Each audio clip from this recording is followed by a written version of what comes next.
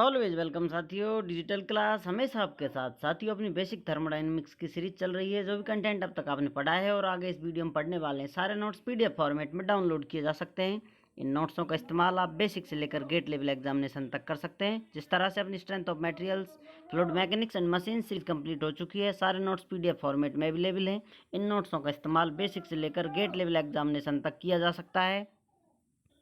इसे पिछली वीडियो में हमने जाना था साथियों एंट्रोपी प्रिंसिपल, और इस पर स्पेशल कंडीशन लगाई थी आइसोलेटेड सिस्टम वाली। तो यहाँ पर हमें ये कंडीशन प्राप्त हुई थी यूनिवर्स के लिए, और इसे यूनिवर्स एंट्रोपी नाम देकर इसको सिस्टम की एंट्रोपी प्लस सराउंडिंग एंट्रोपी जोड़कर साथियों सिस्टम और सराउंडिंग यूनिवर्स बनाते हैं। तो इस प्रकार से हमें यूनिवर्स की एंट्रोपी इज इक्वल टू 0 और ग्रेटर देन 0 कंडीशन प्राप्त हुई थी। अब यहाँ पर एंट्रोपी ऑफ सिस्टम में इंक्रीज, डिक्रीज और बिकेम 0, जो एंट्रोपी है साथियों यहाँ पर आप देख सकते हैं वही एंट्रोपी अपनी, ये 0 हो सकती है, डिक्रीज हो सकती है। और इसी प्रकार same as entropy of surrounding में इंक्रीज, डिक्रीज और became 0, but entropy of universe never decrease. यहाँ पर साथियों स्पेशल सिस्टम की आप एंट्रोपी देखें, सराउंडिंग की देखें, पॉजिटिव हो सकती है, नेगेटिव हो सकती है, ये साथियों कम ज़्यादा हो सकती है, 0 हो सकती है। इसी प्रकार इन दोनों को ऐड कर दें, यूनिवर्स की हो जाती है साथियों। यूनिवर्स की आपकी कभी भी डिक्रीज नहीं होगी एंट्रोपी जो है। तो यहाँ पर हम फर्स्ट कंडीशन ले लेते हैं साथियों, सिस्टम की एंट्रोपी है यहाँ पर, और ये सराउंडिंग की एंट्रोपी ऐड कर दिया दोनों के। 0 के बराबर कब होती है साथियों? जब अपना प्रोसेस रिवर्सिबल प्रोसेस होता है। और यदि इरिवर्सिबल प्रोसेस हो तो यही दोनों अपनी एंट्रोपी कितनी होती है साथियों? ds system plus ds surrounding is greater than 0 irreversible process के लिए। जो अभी हमने एंट्रोपी प्रिंसिपल पढ़ा था साथियों, उसी से ये सब कंटिन्यू कर हम आगे चल रहे हैं। अभी आपने देखा था पॉइंट साथियों, ये यदि इस प्रकार से कंडीशन चेंज हो जाती है, इसको उल्टा कर दिया जाता है, ये 0 से कम हो यूनिवर्स की एंट्रोपी, तो ये सिस्टम पॉसिबल नहीं होगा अपना। तो इस प्रकार हम कंक्लूजन दे सकते हैं final, a process is only possible into the direction of increase in entropy of universe, that's why we called it directional law also. यहाँ पर साथियों हम इसी को डायरेक्शनल लॉ इसीलिए बोलते हैं क्योंकि यहाँ पर जो अपनी यूनिवर्स की एंट्रोपी है कंटिन्यूसली इंक्रीज होती रहती है। इसी डायरेक्शन में यदि इंक्रीज होती है एंट्रोपी यूनिवर्स की तो अपना प्रोसेस जो है संभव है, अर्थात इम्पॉसिबल हो जाएगा। यदि इस प्रकार की कंडीशन सेटिस्फाई नहीं होती है तो ये एक डायरेक्शन मिल जाती है हमें, जो सेकंड लॉ बताता है थर्मोडायनेमिक्स का, किस प्रकार से प्रोसेस अपने चलते हैं। तो इसीलिए इसको डायरेक्शनल लॉ के नाम से भी जाना जाता है। अब यहाँ पर देख सकते हैं साथियों, ये कोई सिस्टम है, ये इसके लिए सराउंडिंग हो जाएगी साथियों, और इन सब को आप कंसिडर करते हैं तो इस प्रकार से यूनिवर्स क्रिएट हो जाता है।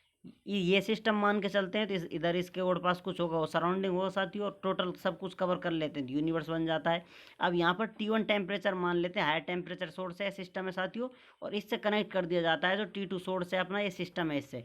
तो यहाँ पर इसमें भी कुछ हीट है साथियों, इसमें भी कुछ हीट है। अब ये किस प्रकार फ्लो करेगी, कहाँ फ्लो करेगी, यही तो हमें एंट्रोपी बताती है साथियों, ये सेकेंड लॉ बताता है।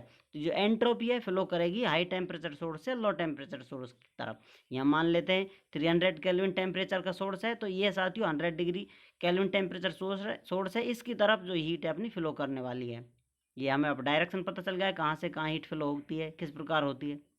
अब हम इनकी एंट्रोपी लिखना चाहें साथियों, जो ये टोटल है इसको कंसीडर कर लेते हैं हम यूनिवर्स, तो यूनिवर्स की एंट्रोपी देना चाहें साथियों, तो इस प्रकार से किसी चीज़ को हम एंट्रोपी हीट देते हैं तो उसकी एंट्रोपी इंक्रीमेंट होती है, सिस्टम से हीट लेते हैं तो डिक्रीमेंट होती है। इस सिस्टम से हीट रिजेक्ट की जा रही है साथियों, तो इस प्रकार से इसकी एंट्रोपी कितनी होगी अपनी, -Q divide by T1 temperature साथियों। इसका टेम्परेचर कितना है, T1 टेम्परेचर है, जो कि del Q divide by T होता है साथियों अपना एंट्रोपी का फॉर्मूला। इसीलिए यहाँ पर हीट ट्रांसफर है Q, तो ये माइनस आ रहा है, -Q डिवाइड बाई T1।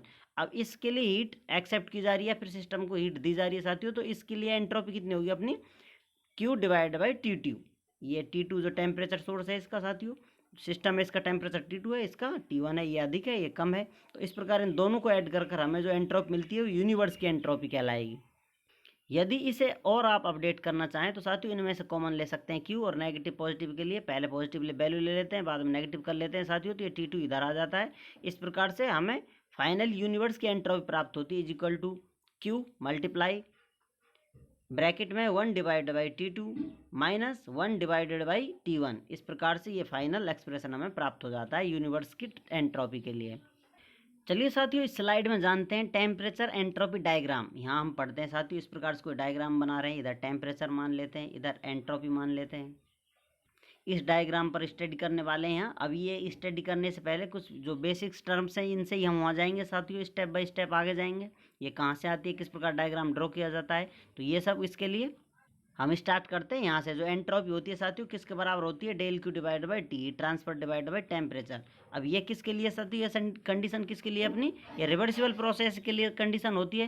तो इस कंडीशन से हम स्टार्ट करते हैं। अब इसका यदि हम इंटीग्रेशन कर देते हैं, कोई सिस्टम है साथियों, उस सिस्टम को किसी एक स्टेट से आप दूसरी स्टेट पर ले जाते हैं, 1 से 2 ले जाते हैं, तो उसमें साथियों लिमिट लगी होगी 1 से 2 इंटीग्रेशन कर देंगे साथियों स्टेट के लिए। इस प्रकार से इनका इंटीग्रेशन करेंगे दोनों टर्मों का, ये टी इधर आ जाएगा तो टी डी एस हो जाता है, डेल क्यू इंटीग्रेशन लिमिट लगा हुआ है 1 से 2, और इस प्रकार इन दोनों का मल्टीप्लाई है साथियों, इन पर भी लिमिट 1 से 2 लगी होगी जो सिस्टम की अपनी लिमिट है, तो ये T S T into D S. अब इनका इंटीग्रेशन कर देंगे हम फाइनल। इंटीग्रेशन करने पर साथियों जो ये क्यू है हीट ट्रांसफ़र है, ये रिवर्सिबल प्रोसेस के लिए स्टडी कर रहे हैं हम, तो फाइनल इससे हीट ट्रांसफ़र मिलेगा साथियों हमको। और इसके लिए क्या मिलेगा, इसका इंटीग्रेशन और आगे कर देंगे साथियों, इसको अपडेट करते हैं आप, तो यहाँ पर इस प्रकार डायग्राम बनेगा, आप देख सकते हैं। यहाँ लिमिट लगाएंगे साथियों, इसका इंटीग्रेशन आप कर सकते हैं आसानी से, टी एस हो जाएगा। अब लिमिट से आप उसका इस्तेमाल कर इसे सॉल्व कर सकते हैं। तो इस प्रकार से आपका फाइनल, यदि इसका आप निकालते हैं, इसका इंटीग्रेशन साथियों हमें एरिया देता है अंडर कर्व। मान लेते हैं साथियों ये प्रोसेस था, 1 स्टेट थी सिस्टम की, सेकंड थी, इस प्रोसेस को फॉलो किया है हमने, तो इस प्रकार से हम टी एस निकाल रहे हैं या टोटल हीट निकाल रहे थे। लेकिन अब इसी प्रकार साथियों यदि इसका एरिया निकालें हम, इस प्रकार से देख जैसे अब तक चेक किया था साथियों, प्रोसेस चेक करते आ रहे थे, इसका एरिया निकालते हैं, वो एरिया भी इस टी एस डायग्राम के प्रोसेस या हीट ट्रांसफर के बराबर होता है साथियों। ये सब प्रूव हो चुका है, देखकर पहले स्टडी कर चुके हैं हम इससे रिलेटेड प्रॉब्लम। इस प्रकार T S diagram, P V जो डायग्राम है स्टडी करते आए हैं साथियों, तो इस प्रकार से आसान होता है हमें चीज़ों को समझने के लिए। तो इसका एरिया बताता है हमको कितना हीट ट्रांसफ़र हो रहा है। जो ये फॉर्मूला अभी आपने ऊपर देखा था स्लाइड में, वही सेम फॉर्मूला यहाँ अप्लाई होगा साथियों, इससे एरिया निकलता है। तो अब हम कह सकते हैं जो एरिया है साथियों ये हीट ट्रांसफ़र बताने वाला है हमको। जैसा कि इंटीग्रेशन का सिंपल फॉर्मेट होता है साथियों, ये टेम्परेचर एक्सिस है, ये अपनी एंट्रोपी एक्सिस है। अब इसमें से इस कर्व पर हम कोई टेम्परेचर टी पर कोई स्मॉल स्ट्रिप लेते हैं साथियों इस प्रकार की। अब इस स्ट्रिप का इंटीग्रेशन कर देते हैं साथियों, टोटल एरिया दे देती है। तो इस प्रकार से इस एरिया के लिए भी यही कंडीशन लगाई जाएगी, तो एरिया मिल रहा है। और ये एरिया, ये कंडीशन क्या दे रही थी हमको, हीट ट्रांसफ़र दे रही थी, जो अभी हमने ऊपर देखा था स्लाइड में। तो पॉइंट बी नोटेड जज साहब, ये पॉइंट हम नोट कर लेते हैं। We can observe that area under the T S diagram when projected on entropy axis, जो कि निचली एक्सिस है अपनी, एक्स एक्सिस होती है, तो वो कौन सी अपनी entropy axis, give net heat transfer. तो अतः अब ये प्रूव हो गया है साथियों, हमने चेक कर लिया है। जो एरिया बनाते हैं हम कर्व के नीचे, डायग्राम बन रहा है उसके नीचे जो एरिया है वो हमको एंट्रोपी एक्सिस पर प्रोजेक्ट करने पर टोटल हीट ट्रांसफ़र या कहें नेट हीट ट्रांसफ़र दे रहा है। चलिए साथियों इस स्लाइड में अब जानते हैं representation of Carnot cycle on T S diagram. जो कार्नोट है साथियों, कार्नोट साइकिल हम पढ़ चुके हैं। ये कार्नोट साइकिल होता है, इस प्रकार इसके प्रोसेस परफॉर्म किए जाते हैं, 1 2 3 4 ये प्रोसेस, ये साइकिल कंप्लीट होता है। इस कार्नोट साइकिल को टी एस डायग्राम पर किस प्रकार एक्सप्रेस किया जा सकता है, इसको किस प्रकार रिलेट कर सकते हैं हम। ये पी वी डायग्राम है अपना, ये टी एस डायग्राम है। जैसा हमने स्टडी किया था कार्नोट साइकिल में साथियों, ये प्रोसेस होता है अपना 1 से 2 कौन सा होता है, आइसोथर्मल प्रोसेस होता है, आइसोथर्मल कंप्रेशन होता है। उसके बाद ये एडियाबैटिक कंप्रेशन होता है। तो साथियों ये 1 से 2 प्रोसेस, यहाँ पर कौन सा होगा, 4 से 1 प्रोसेस होगा। इनका चाहें तो आप नाम सेम कर सकते हैं साथियों, ये 1 2 3 इस प्रकार दे रखा है, तो आप चाहें तो इस प्रकार भी नाम रख सकते हैं या फिर इसी प्रकार फॉलो कर सकते हैं। ये अपना आइसोथर्मल कंप्रेशन होता है। जब इसमें साथियों कंप्रेशन करते हैं हम तो हीट बढ़ती है, तो इसमें से हीट रिजेक्ट करनी पड़ती है हमको, या फिर आप यहाँ से कहें हीट रिजेक्ट करते हैं साथियों, और यहाँ पर हीट इन करते हैं हम। इस प्रकार से ये सेम प्रोसेस यहाँ होगा, इन प्रोसेस में यहाँ हीट जो इन होने वाली है यहाँ पर रिजेक्ट होने वाली है। जैसा कि हम जानते हैं आइसोथर्मल जो प्रोसेस होते हैं अपने, उनमें क्या होता है, टेम्परेचर कांस्टेंट बना होता है। तो 4 से 1 ये टेम्परेचर अपना कांस्टेंट बना रहेगा। इस प्रकार से स्ट्रेट लाइन प्राप्त होती है। तो ये 1 स्टेट से 2 स्टेट, आप कहें इन 2 स्टेटों के बीच में नाम 4 से 1 है साथियों, इस स्टेट पर टेम्परेचर अपना कांस्टेंट बना रहेगा। अब अपना नेक्स्ट प्रोसेस आता है साथियों 2 से 3, ये प्रोसेस होता है एडियाबैटिक अपना, रिवर्सिबल एडियाबैटिक कंप्रेशन। इसमें क्या होता है साथियों, टेम्परेचर बढ़ जाता है, क्योंकि इसमें हीट का ट्रांसफ़र नहीं होने देते हैं हम, इंसुलेट कर काम करते हैं साथियों, तो इसमें प्रेशर बढ़ता है, उसके साथ साथ टेम्परेचर भी इंक्रीमेंट कर जाता है, और हम हीट का ट्रांसफ़र नहीं होने देते हैं, तो अपनी एंट्रोपी कांस्टेंट बनी रहती है। इस प्रकार से स्ट्रेट लाइन प्राप्त होती है हमको।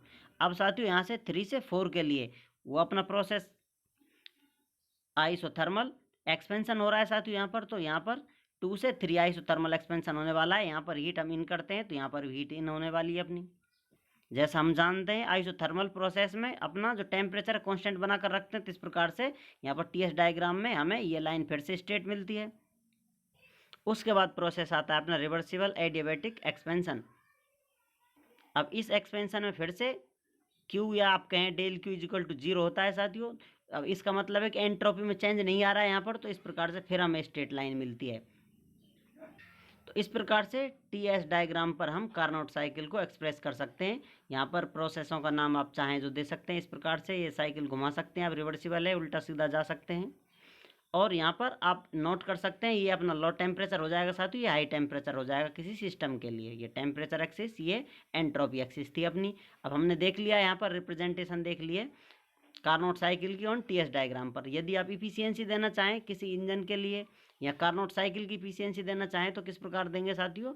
ये इफिशियंसी होती है रिवर्सिबल प्रोसेसों के लिए होती है नीटा सी equal to 1 minus T L divide by T H के बराबर होती है। ये कि अपना इंजन है साथियों या फिर कहें कि साइकिल होते हैं, रिवर्सिबल साइकिल होते हैं, एक तरह से आइडियल साइकिल होते हैं। इनमें हम जो हीट लॉस है या कुछ फ्रिक्शन लॉसेज है और लॉसेज कंसिडर कर नहीं चलते हैं, और इनको इस प्रकार से डायरेक्ट टी एस जो टेम्परेचर है और T L T S temperature का रिलेशन से हम डायरेक्ट इफिशियंसी निकाल देते हैं। ये आप कॉन्सेप्ट ऑफ अवेलेबिलिटी में जानेंगे। रिवर्सिबल और इरिवर्सिबल क्या चेंज आता है साथियों, क्यों बार बार रिवर्सिबल आ रहा है, रिवर्सिबल आ रहा है, आपको पिछली वीडियो में बताया था। और हम स्पेशल इरिवर्सिबिलिटी भी स्टडी करने वाले हैं, जिससे आपके सारे कॉन्सेप्ट क्लियर हो जाएंगे। आप सीरीज़ कंटिन्यू देखते रहें, आपके हर सवाल का जवाब मिलेगा। यदि आप सीरीज़ एंजॉय करते हैं और लास्ट तक बने रहते हैं, फिर भी कोई कन्फ्यूज़न रह जाता है, तो हम है ना आपके लिए। आप जब चाहें हमसे कांटेक्ट कर सकते हैं, कमेंट कर पूछ सकते हैं। किसी भी इंजन के लिए, आप कहें कार्नोट इंजन के लिए, ये अपनी इफिशियंसी होती है 1 minus T L divide by T H. उम्मीद करते हैं साथियों वीडियो में दी गई जानकारी आपको अच्छे से समझ में आई होगी। अभी भी आपका कोई कन्फ्यूजन रह जाता है तो आप हमसे कमेंट कर पूछ सकते हैं साथियों। आप अपने सुझाव हमारे साथ साझा कर सकते हैं। आपके सुझावों का हमें इंतजार रहेगा। वीडियो को अंत तक देखने के लिए, चैनल को सपोर्ट करने के लिए आपका बहुत बहुत धन्यवाद। मिलते हैं नेक्स्ट वीडियो के साथ, तब तक के लिए जय हिंद, वंदे मातरम।